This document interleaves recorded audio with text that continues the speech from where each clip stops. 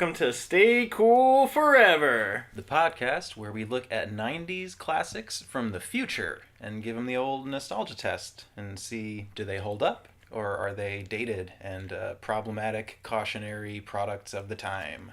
And, just as an aside here, I just want to say this whole ride has been a lot of fun beyond that romantic comedy era. Sure, which was also educational, but you sort of totally. You learn something new each time you watch one of these old movies. Yeah. And just see how much movies have changed in the last 25 years. And I must say that this particular movie, this week we did Blade, because we've been doing comic books, and this will round out the end of January.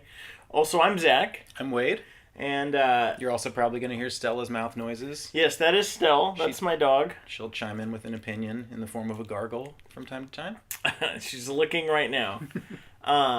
So we did Blade, and Blade, I think, is the perfect ending to this comic book month that we did.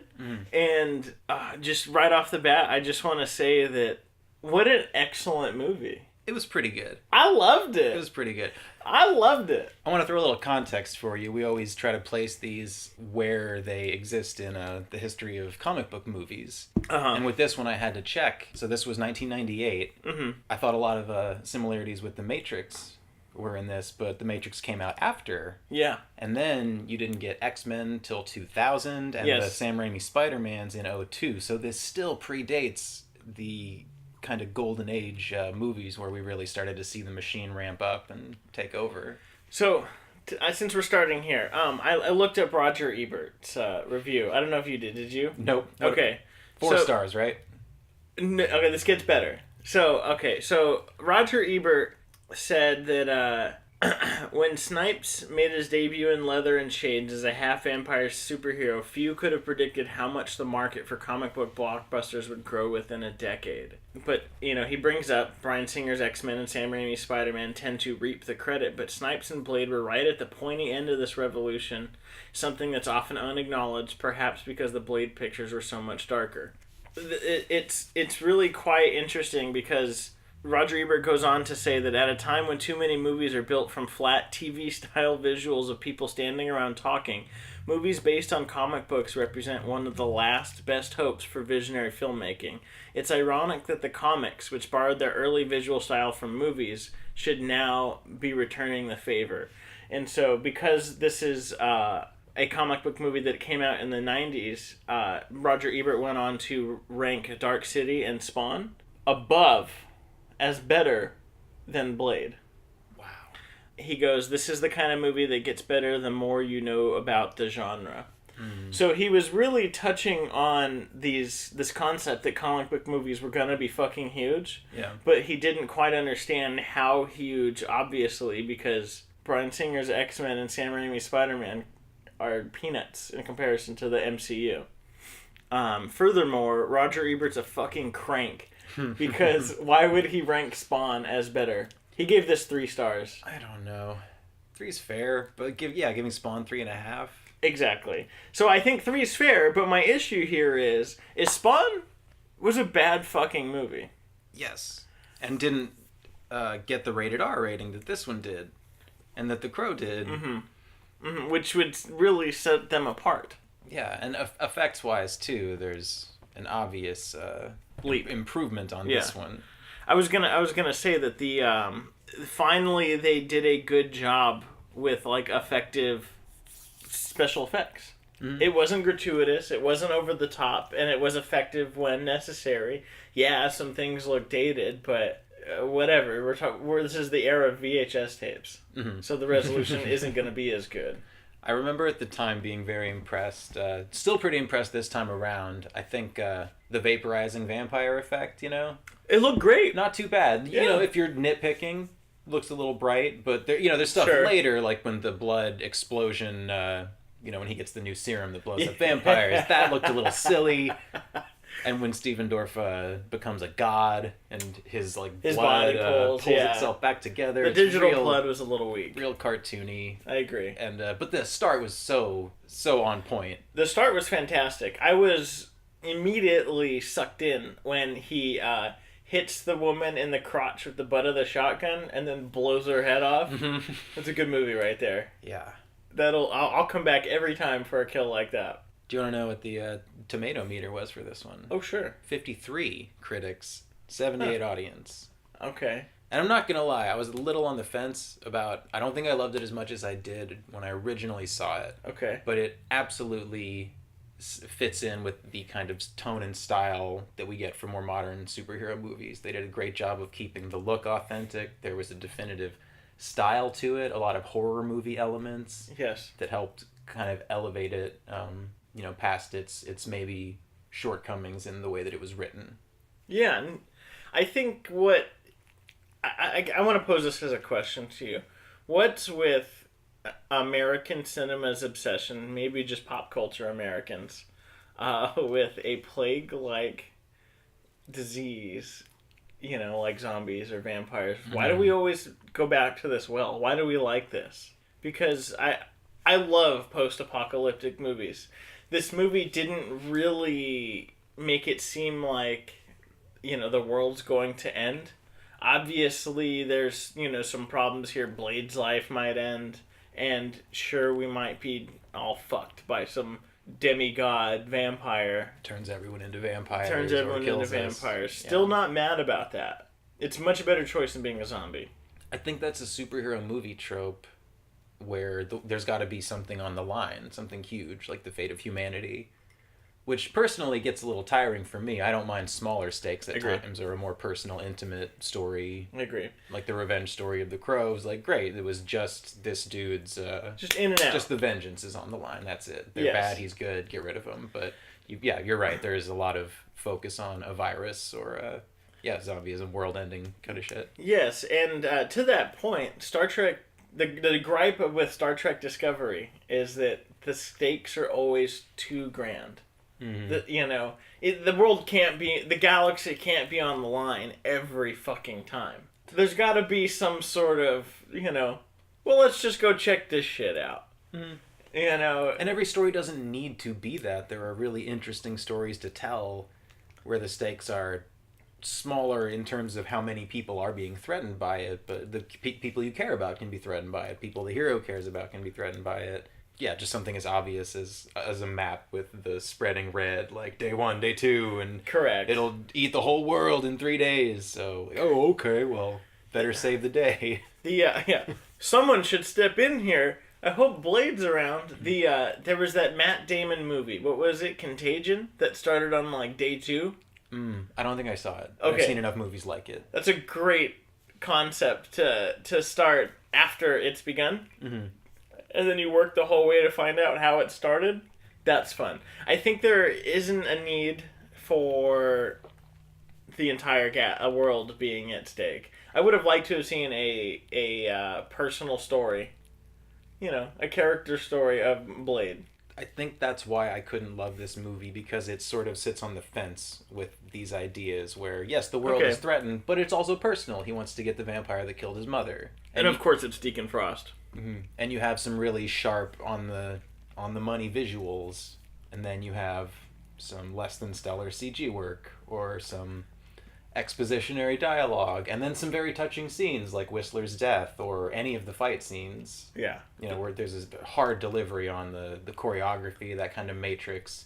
Kung Fu. Reacquainting ourselves with this. Like, we like fast, like, intricate stunt fights. Work. Yeah. I totally agree. Mixed in with blowing heads off and, throwing knives and shit. Mm-hmm. It's good stuff. Yeah. Question, had you seen this before? I vaguely remember it, but I don't think I put it to memory. Probably on like a USA or a TNT growing up. Okay. On a TV movie basis. Gotcha. The difference in our age really sets me up to not see a lot of these movies. Sure, I have seen some of them. It's my understanding that I think they do a second one in 2002.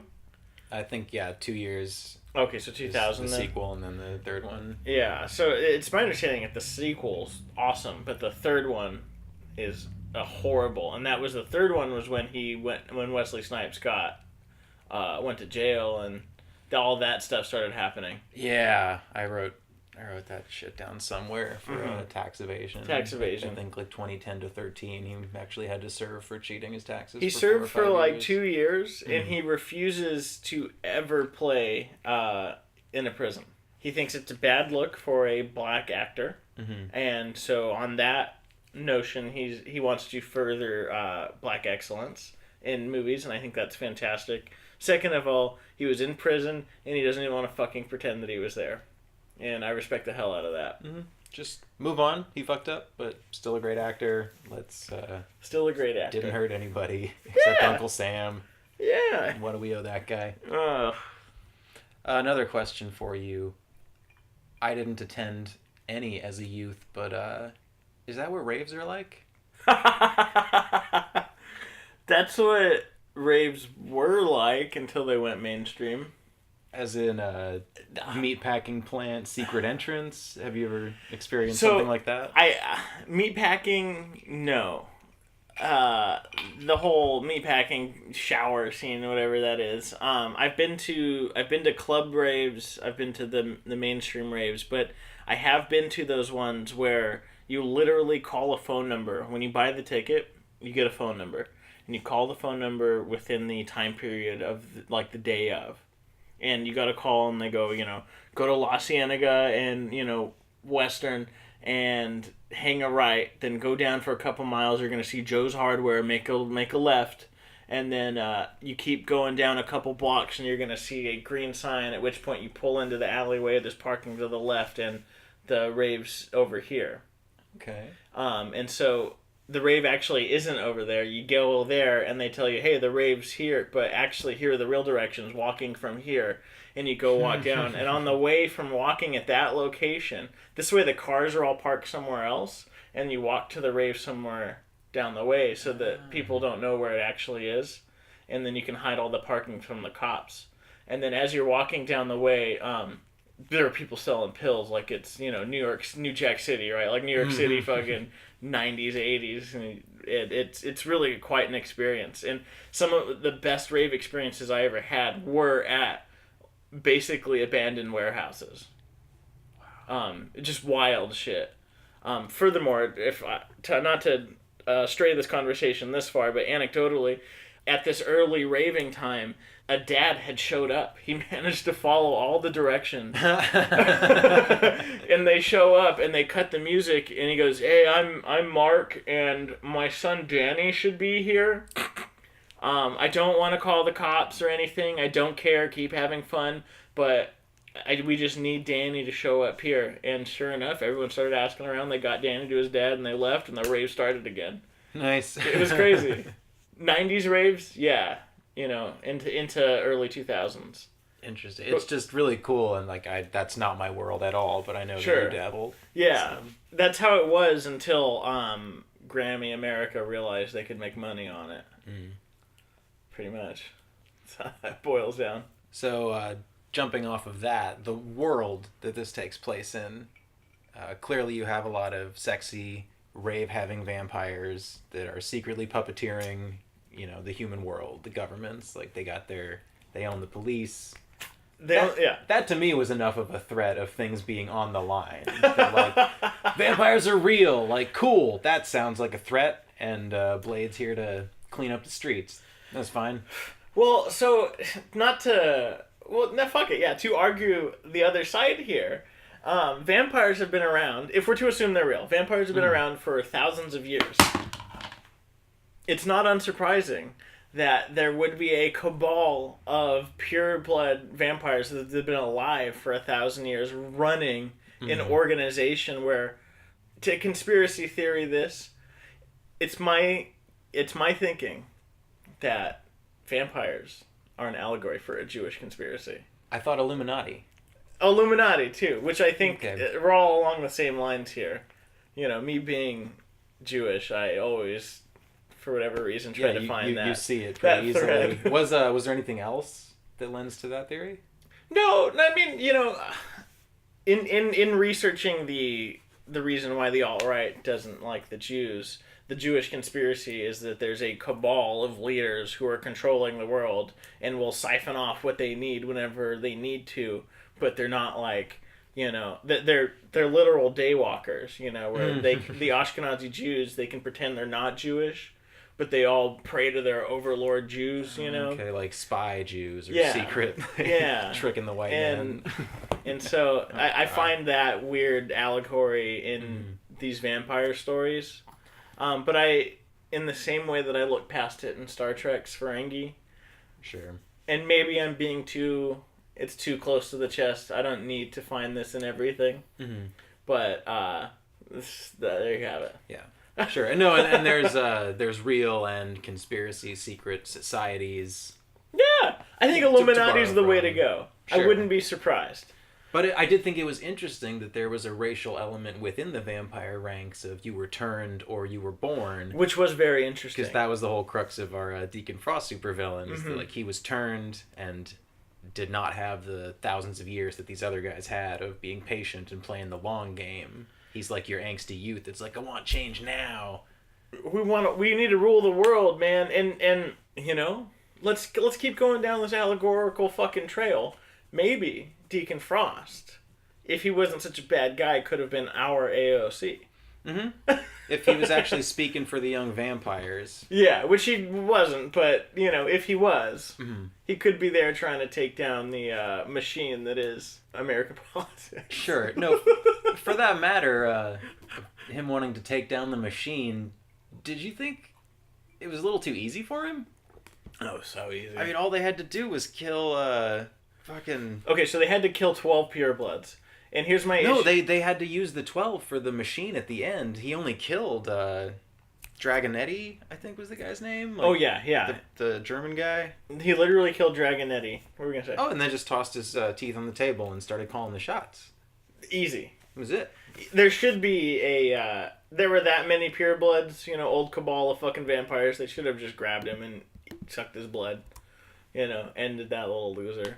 Mm-hmm. But I wasn't counting how many purebloods there were around that table. But it's for the machine, he needed 12, right? And then the attractive blonde-haired girl kills one of them. Am I to understand, then, that they had 13 in total? I wondered about that, too. Because... I thought, you're killing this guy, but I thought they were all him? important. Maybe there were a few extras. I guess we only need 12, we got 15. And that guy's an asshole. The mouthy ones will be an example for the others to stand there. That was one of my biggest gripes. Mm-hmm. Did you have a favorite kill? Mine for sure was that crotch shotgun butt to the unload on the face. That was nice. Mine was from the same scene when he was standing in that kind of circular, I don't know what room that is. Like bathhouse at the edge. Sure. Where the room was round and he saw the three vampires come up to the end and he threw that, razor boomerang and it just kind of bounced around him. Because I remember that. And then when I was watching it, I was like, is this going to look cool? And it did.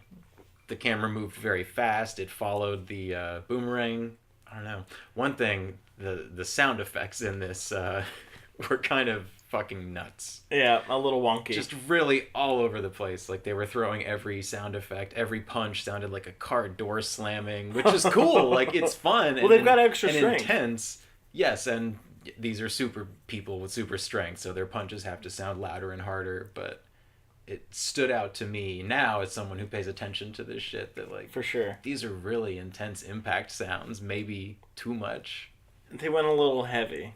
Again, that's the 90s for you. I think a little extra on too many things. Yeah. This may or may not be a controversial take, but Donald Logue has always sucked. I don't know that he's always sucked. I've liked him in a few things. Like what? I didn't IMDb him. I was waiting for this moment. I know he's done a lot of TV. Let me look at I hated his sitcom that was in the last 15, 20 years. I think I know what you're talking about, and I don't care for sitcoms. Me either. He's done like Gotham recently, Law and Order, Vikings, Sons of Anarchy, Zodiac, the old Ghost Rider movie with Nick Cage, ER. He's done respectable work. Sure. I don't think he's ever done anything that I found personally inspiring. Okay. And this was an odd, dated kind of throwback because he is such a sloppy fuckboy, calling people bitches and like getting head at the club at the beginning while that dude just watches him. I mean, he was good as a just slimy piece of shit kind of guy. Mm-hmm. It was a little fun, but just super annoying to me. Just absolutely super annoying, and all I could think of was that stupid fucking sitcom he was in. Mm. And another question: do you think calling someone a vamp is like a racial slur? I think suckheads is more of a racial slur. Sure. Than vamp. Suckhead was pretty great. I don't know. We didn't quite get into the nuance of language concerning vampires. And that's what I want. I want some nuance. Mm-hmm. I think if they redid this movie... Nah, fuck it. They should. They would Michael Bay it. But yeah, they absolutely should. I know in like 2014, Wesley Snipes was saying that Blade 4 is put on the shelf. Mm-hmm. His comeback to movies was Expendables 3. Oh, yeah. God bless him. I was trying to think of what else he's done recently. I mean, he works, but he doesn't have the star power that he used to. Correct. Some of my favorite 90isms. Probably my top 90ism was referencing the March of Dimes. When he's still on the watch. He's still on the watch. He goes, what is this, the March of Dimes? I think that's more UNICEF now than the March of Dimes. I haven't heard March of Dimes since I was in elementary school. I couldn't tell you what it is, actually. Some old charity from the 80s, maybe. Exactly, yeah. There were milk cartons, an old MacBook with the rainbow logo, VHS tape, CD player. I'd say the amount of sunglasses action that was happening. Hey, Wesley Snipes' sunglasses are back, dude. Those are in style right now. Yeah, the little sunglasses, you know, you've seen them. Yeah. You know how they do the Cobain ones now? They also do the really thin little ones that are absolutely useless. I just think of Oakleys and dudes who wear them on the back of their head. Yep. Under their ball cap. I mean, obviously the techno, like the, DJ with an Uzi. That was dope. These are things that stood out to me as 90s. I'm not mad about that. The DJ did whip out an Uzi. I saw a wireless landline phone somewhere in there. I like that their vampire archives have to take up so much fucking server space. Like they've got their own. They were like weird futuristic little tablets, but I got the impression that each of these is just a page of, like, might as well have just been written literally. I know there's a lot of history, but come on, you could fit that on one computer nowadays. A single thumb drive? Yeah, you need a whole basement to handle that shit now. Oh, so good. And Kris Kristofferson was curious to me in this movie. I loved his smoking while he was filling and spilling gas everywhere, filling up the car. Excellent stuff. But he just... I love the guy, but he just seems so old. He seemed really old. And, like, I couldn't help but think when he saved Blade's ass by crashing his car through the wall. It's like, that's what happens when you don't take their licenses away. I'm being mean. That's okay. He saved the day. That was one of two times that a vehicle just seemingly crashed through a building where shit was going down. Like, yeah. Bit of a convenient writing situation. Mm-hmm. Mm-hmm. What if they were underground or on the second floor? Like, you couldn't drive through it. When they were cutting open the cadaver of Donnell Logue early on, the two doctors, the one that becomes his hematologist and her friend zone. And her friend zone pal, they weren't wearing fucking face masks while they were cutting open a cadaver, and I got, like, visibly ill. I wonder if they were even wearing gloves now that I'm thinking back. Oh, God, I didn't even check the gloves. I was already disgusted and destroyed at this notion. Did you notice the light fisheye lens that was used? At what scene? In a number of scenes, particularly in that when they're showing rooms, there would be a light fisheye lens that would kind of bounce around. I'm only really attuned to this now because The Favorite had gratuitous fisheye. Yeah. And this was a soft one, and I thought, holy shit, am I just an idiot and never really noticed this before? So here I go. This is what I do now. I look for fisheye lens, but they totally had it in this one. It's nice. On that note of cinematography, there's a shutter speed thing. You'll see in a lot of zombie movies. I know Gladiator was the first time I noticed it.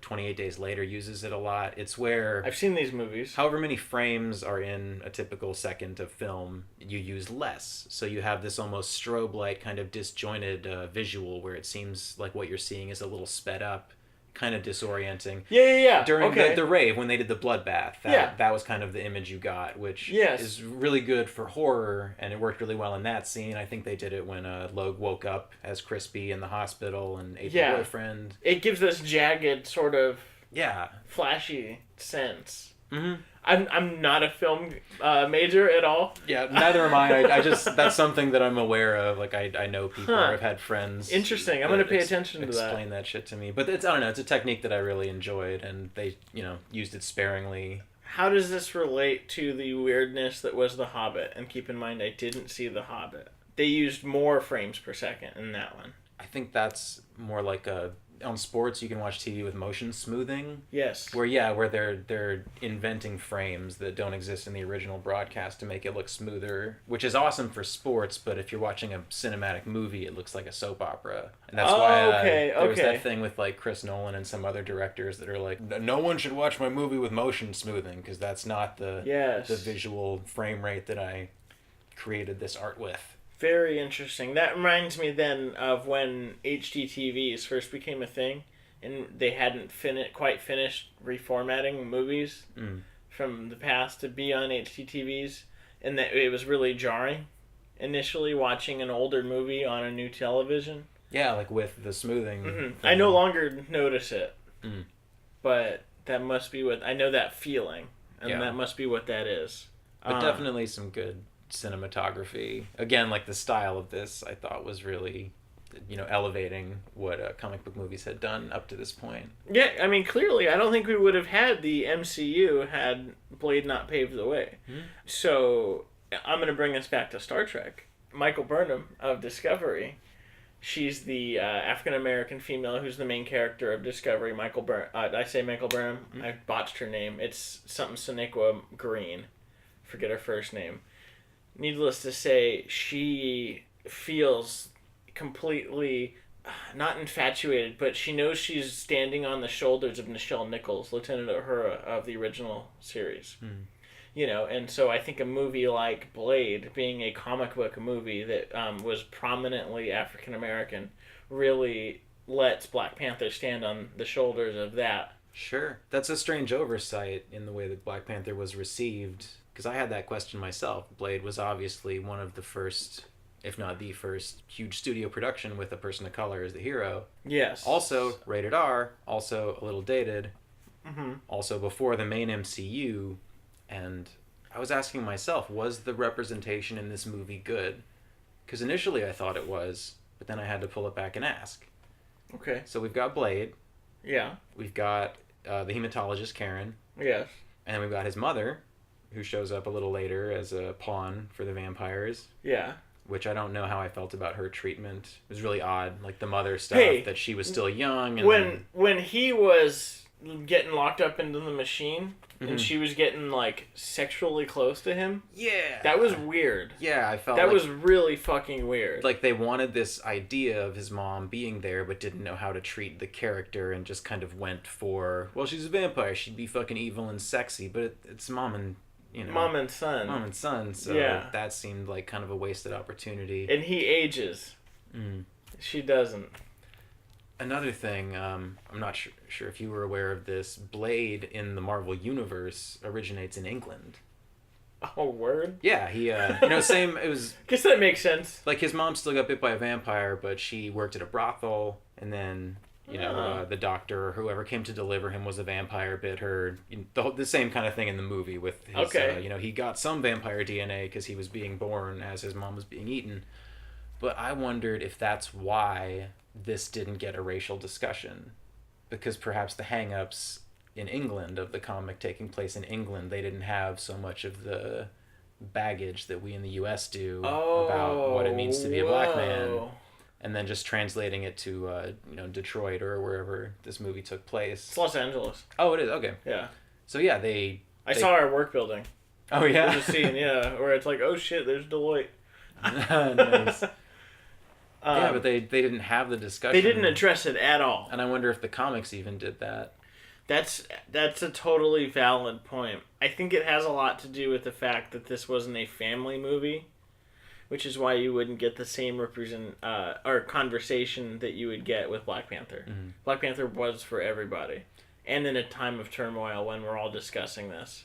Whereas Blade was an R-rated gore fest for teenagers and for nerds, didn't need to have a socially relevant conversation. Yeah, this movie wasn't made for a socially conscious conversation. Mm-hmm. That being said, I do think that it's good. It's good representation. He was the good guy. The bad guy was some douchey frat boy white kid. Yeah. Who swore a lot. A lot. Maybe too much. It seemed like he wanted to be cool.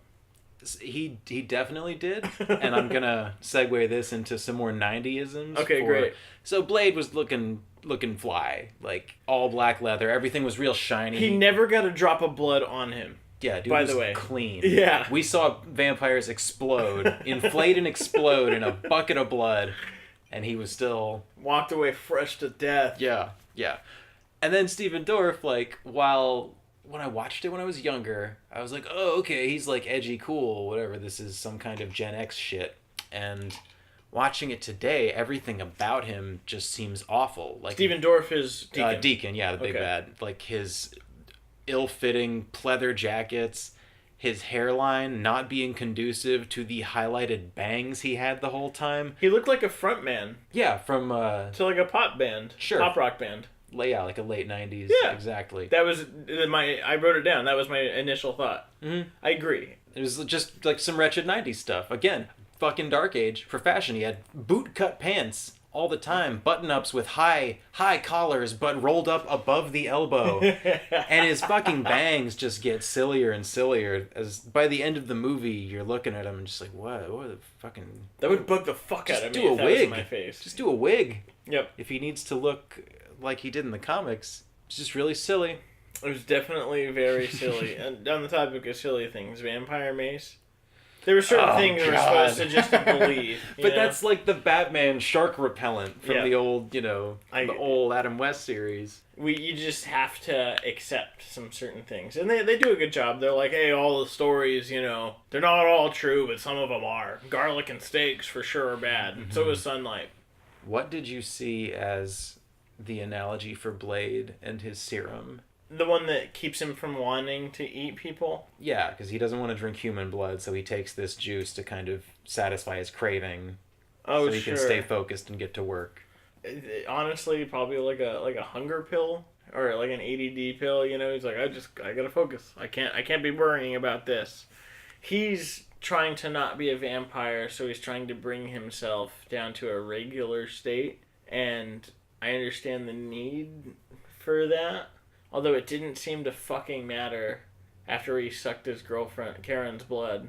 But before that, he was just completely crashed, and the thirst got him, and he was kind of nerfed at that point. This was a gripe for me. Shouldn't the thirst make you go fucking ravage crazy? As opposed to docile? Yeah. That makes sense. That's what I mean. Like a fire burning through your veins so you can go eat some blood, drink some blood. Yeah. Wouldn't you just drink the first person? Jesus Christ.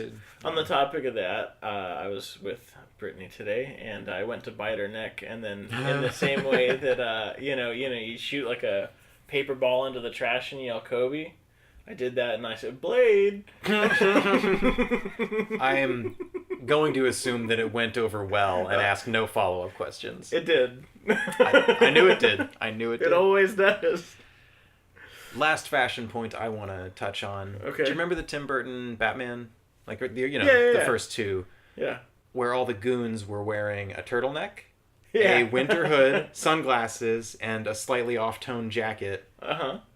And I saw a few early in the movie, but as the movie goes on, every goon with a gun, every bodyguard, vampire goon, looks exactly like that, unmistakably. It's a very Sega Genesis take on goons. And that's how I feel about a lot of 90s movies. Like, the bad guys, just make them fucking look uniform. We'll be okay. It doesn't matter. It's not about the bad guy. Mm. I think there's a lack of level of detail. Sure. No, like stormtrooper outfits or detailed or giving them a variety. Doesn't matter. Yeah. Counter-Strike did a better job of 5 different types of fucking terrorists, and it looks better than a uniform. Yeah, and I get it, and it was fine, but I wondered if they were borrowing that from Batman to remind us that you're in a comic book universe. This is what goons will look like. Sure, I kind of like that. It sort of worked, but now that I'm seeing it, I notice that it's a very dated idea of what they would look like. What the fuck was up with this Pearl shit? The my 600-pound life with a sunburn. What the fuck was that? I don't know. I understand that it must have come from the comic book, but sure, I don't know if I needed that. It was weird. Not that there wasn't gross shit later in the movie. Sure. And watching it the first time, I think we were all a little put off and confused by that. It seems like abuse to a certain degree, because they just... I know he's a vampire and he's a bad guy, but they just kept burning him. Yeah! But Blade... Through rage! This is a point of contention for me. Blade is a believer of enhanced interrogation tactics throughout this movie. Yeah. Like, he beats the fuck out of that cop. He pulls guns on people in broad daylight. He was ready to waterboard. Yeah, multiple times. And even with this Pearl character, they burn him. And then when he's going to blow the door open, he's like, if he moves, fry him. And then Karen, the hematologist, just, yeah. I don't think she needed to. She definitely did not need to. But, the guy's not moving anywhere. Exactly. You're knocking out a wall to get him to a hospital. It was interesting, and sure, probably from the comics. Yeah, I don't think... I would have liked to have known that thing's role in the conglomerate that is vampires. Mm-hmm. Well, what I read from it was when Stephen Dorff was, doing his deciphering of the Vampire Bible, and then when it was done rendering, it just had a really weird, like, 90s CG graphic of the temple machine, and this is how it works. So I assume Pearl was some kind of librarian that was helping him with that. Yeah, but did we need that? No, if his only power or point of interest is being a blob with a high-pitched voice... I don't know. I didn't feel good watching him get tortured. Nope. If he had, like, kicked a puppy... Sure. And then, let's watch him burn. Suck a puppy's blood. That's but fine. he seemed like a lackey librarian, and he was so fat and he couldn't defend himself. Felt a little unfair. I couldn't agree more. Is it going to be racist if we do quotes? I don't think so. Okay.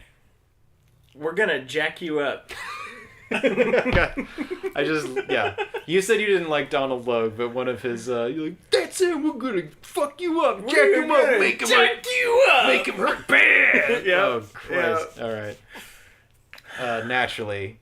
Motherfucker, are you out of your damn mind? I 100% bet we have the same fucking quotes in here. And some of these I feel like were improvised. Mm-hmm. That was out of character. Any other vampire tries to suck this hooker's blood.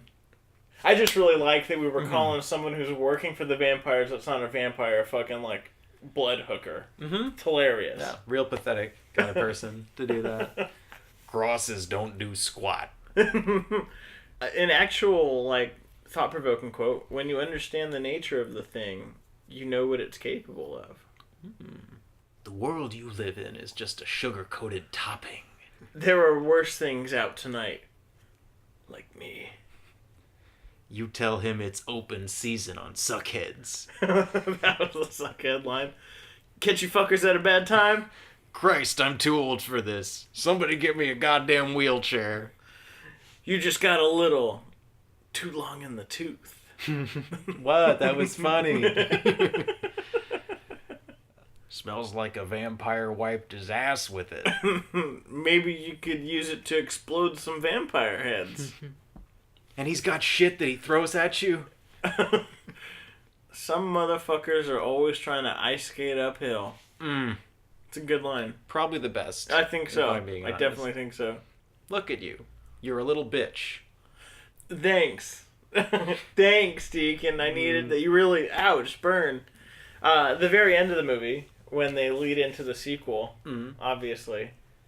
Catch you at a bad time, comrade.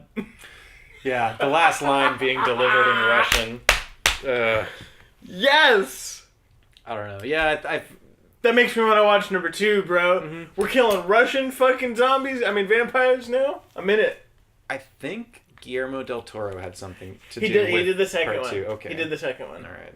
Stella's over here salivating, so you got to watch the second one. she knows. going off that last Deacon quote I did, look at you, you're a little bitch. Like, people get called bitches a lot in this. There was a lot of I don't bitch. know if that's problematic, but they're definitely referring to women in general. Mm-hmm. I've been telling these bitches all about you. Shut up, bitch. It's like... Yeah, I get that they're bad guys, and I'm sure that a lot of it is that, but... We didn't need... You can show us. Look, you're beating the dead horse. Just have him kick a dog or say the N-word. Yeah. Like, he's a piece of shit. We get it. The soundtrack to this movie is fucking amazing, by the way. I was going to ask how you felt about it. I know you're more a fan of, like, dance, techno, house, and stuff. Well, and beyond that, dude, they had Gangstar and MOP, KRS-One. The beginning of the movie had a lot of hip-hop instrumentals that were fucking awesome. One of the first scenes when he's driving around the street, like after the first time he goes to Whistler's house, I believe, it's this KRS-One beat. Which is just called Blade. It was like, I think they made it for the movie. It was awesome. That's when he's like the fast background when you see him in the car, but like the city's moving really fast around him while he's driving. Yeah. And then they had Big Noid and Mobb Deep, EPMD. They had some mixes in here, like a EPMD versus Mantronic, which was a remix of Strictly Business, which is an old EPMD song. So they really crossed this line that was fun, hip-hop and dance music together in these weird nonsense mixes here. And there was a New Order that got covered by somebody. Nice. I thoroughly enjoyed it. Yeah, I thought the soundtrack definitely had a style, kind of in the way The Crow did, where you have a certain vibe you're going for. Yeah. And it's certainly appropriate for this movie that you would get some of the hip-hop influences with the dance stuff. That was, late 90s techno. And it wasn't really like high house music. That was like 140 type shit. House music's like 120 to 128. Okay. And a little happier, a little dancier. Did you appreciate when Deacon's doing his deciphering and the old vampire comes to lecture him, how he was like being all emo, listening to techno in his earbuds? Yeah. I can't hear you. And he puts it back on. Final question I point to you. Based on the beginning here, it might be possible that you enjoyed this more than I did on a reviewing. I don't know, like what compelled you about the story? It was just fun. I'm literally at a point in my life where if you were going to just obliterate fools in dope ways, kind of into it. For me, movies that I really like really sad character pieces. I want to be depressed. If it's not that, I want to see a vulgar, raunchy comedy, or I want to see just like dope killing and gore. Right. And kung fu and explosions. And they mixed in techno and hip hop music. Yeah. And Wesley Snipes is a gangster, dude. He was dope in this movie. Yeah. And so, yeah, there are problems in this movie, but there was also a throat rip. Oh man, yeah. I forgot about that.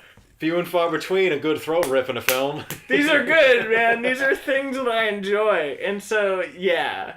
And again, to tie this back to the beginning, in this whole exercise, I'm trying to enjoy these movies more. And I put on this cap of, I'm just going to see what the fuck happens. Because in the other greatest throat rip movie, MacGruber, there's a difference between winging it and seeing what happens. And in these movies, I'm just seeing what happens, man. And it's a lot of fun. Yeah. I think you're right. I still had a fun time watching it when you put it that way. I think you'd get more heart in a modern movie or consistency. But in the same way that like The Matrix or Fight Club was cool. Like it just... There's there's something about it that just resonates with you. And there's so much to enjoy that you'd have to be some kind of asshole to I relate look for that. Problematic. I relate to that. Yeah. It kicks Twilight's ass. Oh, yeah. For vampire-themed movies, there we go. It's definitely near the top. Wesley Snipes is dope. Yeah.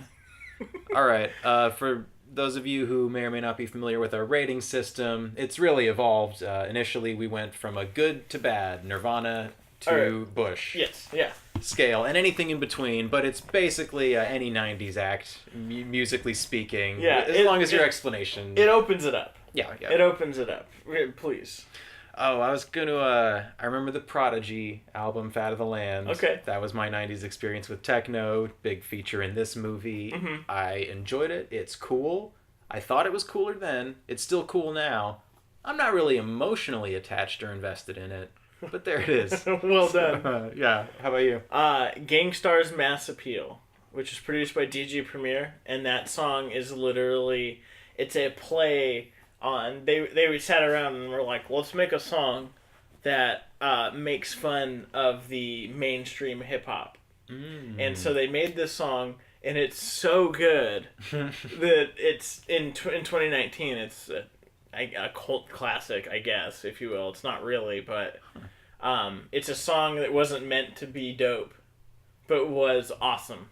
That's great. It's interesting you say that, because I understood the early development phases of this movie were as a parody. Oh, really? And it sort of evolved into, I think people can handle a serious superhero movie on the big screen, so... That's Mass Appeal, yeah. Good rank. Thanks, man. All right, well... let's thank the Podmas people for taking us... We're at number 7 right now in the top 10 of Podmas rankings. Let's get number 6. Let's get number 5. Yeah, make it happen, people. We're going to the White House. Ah! And then your career's over. Yeah. Where else can people find us? iTunes, TuneIn, Google Play, Pippa, Podmust.